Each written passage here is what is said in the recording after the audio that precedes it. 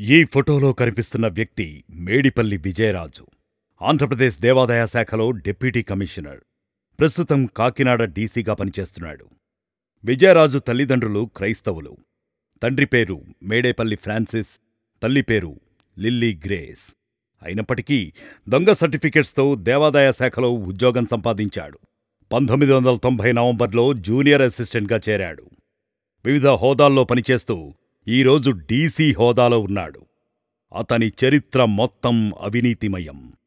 Assistant commissioner హోదాలో 2017లో అప్పటి TDP ప్రభుత్వంలో ఏసీబీ వారు ఇతని మీద దాడి చేసి 100 కోట్ల రూపాయలకు పైగా అక్రమాస్తులను గుర్తించారు. సదరు అవినీతి తిమింగలం మేడేపల్లి విజయరాజు ఇంట్లో సోదాలు నిర్వహించిన ఏసీబీ అధికారులకు దిమ్మ తిరిగే విస్తుపోయే వాస్తవాలు తెలిశాయి. తన ఇంట్లో దొరికిన వందలాది విదేశీ మద్యం బాటిళ్లు, బీరువాలు ఖరీదైన పట్టుచీరలు, ఇంట్లోనే ఒక అనధికారిక ఆఫీసు, విలాసవంతమైన ఫర్నిచర్, ఇవన్నీ కేవలం 80,000 రూపాయల నెల జీతానికే పనిచేసే మేడేపల్లి విజయరాజు గారి రాజభోగాలు.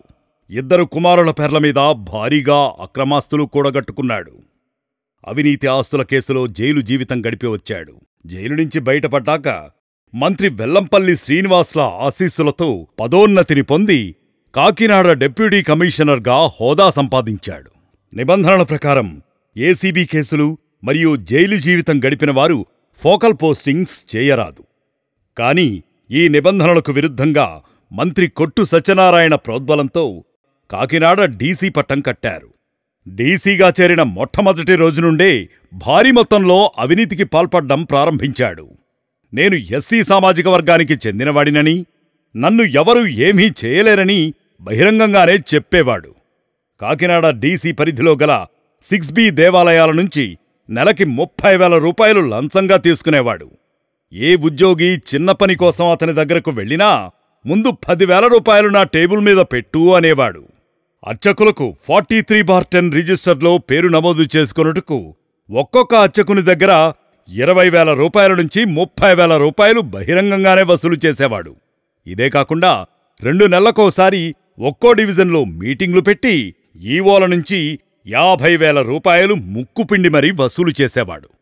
పాలకొల్లు ఈవోల మీటింగ్లో బ్రహ్మారెడ్డి అనే ఈవోను ఇతగాడు వేధించి హింసించగా అతను స్పృహ తప్పి ఇతని వేధింపులు తట్టుకోలేక అక్కడే పడిపోయాడు. కనీసం అతని దగ్గరిక్కూడా వెళ్లి చూడకుండా అతని సహాయకులతో, అనుచరులతో బ్రహ్మారెడ్డి బ్యాగులో నుంచి 50,000 రూపాయలు తీసుకుని మీటింగ్ హాలు నుండి ఎంచక్కా బయటకు వెళ్ళిపోయాడు. ఈయన అప్పటి దేవాదాయ శాఖ మంత్రి కొట్టు సత్యనారాయణ అండ చూసుకుని ఎంతోమంది అధికారులను నానా రకాలుగా చిత్రహింసలు పెట్టి వారి పట్ల క్రూరంగా వ్యవహరించి మానసికంగా ఇప్పటికీ వేధిస్తూనే ఉన్నాడు. సంపాదించిన డబ్బుతో భీమడోలు, విజయవాడ, హైదరాబాద్, బెంగళూరులలో సుమారు 500 కోట్ల రూపాయల విలువగల ఆస్తులను కూడగట్టాడు ఈ అవినీతి తిమింగలం. ఇప్పటికైనా కాని దేవాదాయ శాఖ మంత్రి ఆనం రామనారాయణ రెడ్డి, ముఖ్యమంత్రి చంద్రబాబు నాయుడు స్పందించి ఇతని మీద తగు చర్యలు తీసుకుని దేవాదాయ శాఖ నుండి బర్తరఫ్ చేస్తారని వేడుకుంటున్నాయి సదరు ఉద్యోగ సంఘాలు. ఈ అవినీతి ప్రబుద్ధుడు 2024లో ఎమ్మెల్యే టికెట్ కోసం కూడా ట్రై చేశాడు. దానికోసం తాను అప్పనంగా సంపాదించిన 100 కోట్ల రూపాయల వరకు ఇవ్వడానికి కూడా రెడీ అయ్యాడు. కాని కొన్ని కారణాల వల్ల ఇతనికి టికెట్టు దక్కలేదు. ఎమ్మెల్సీకి నామినేటెడ్ పోస్టుకి 200 కోట్లు ఇవ్వడానికి నేటికీ రెడీగా ఉన్నాడు. మండపేట మండలం గ్రూప్ దేవస్థానాల మేనేజర్ అయిన ఏఈ శ్రీనివాసరావు అతడి ప్రమోషన్ కోసం డీసీకి విన్నవించుకోగా అతడి దగ్గర నుండి 8 లక్షల రూపాయలు లంచంగా తీసుకున్నాడు. అంతటితో ఆగలేదు.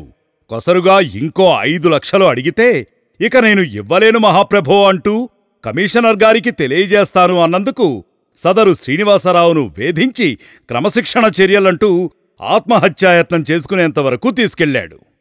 3.5 దశాబ్దాలుగా ఇంతింతై వటుడింతై అన్నట్లుగా అంచెలంచెలుగా తన అవినీతికి హద్దు అదుపు లేకుండా చెలరేగిపోతూ సాటి సహోద్యోగులను ముప్పతిప్పలు పెట్టి చిత్రహింసలకు గురిచేస్తూ వికృతానందాన్ని పొందుతున్న సదరు అవినీతి అనకొండపై దేవాదాయ శాఖ మంత్రి ఆనం రామనారాయణ రెడ్డి, ముఖ్యమంత్రి చంద్రబాబు నాయుడు ఇప్పటికైనా సత్వరమే స్పందించి ఇటువంటి పైశాచిక అధికారిపై తక్షణమే చర్యలు తీసుకుని వేటువేసి తమ దేవాదాయ శాఖను ప్రక్షాళన చేయవలసిందిగా ఆంధ్రప్రదేశ్ దేవాదాయ ధర్మాదాయ శాఖ ఉద్యోగ సంఘాలు చెమర్చిన కళ్లతో వినమ్రంగా వేడుకుంటున్నాయి.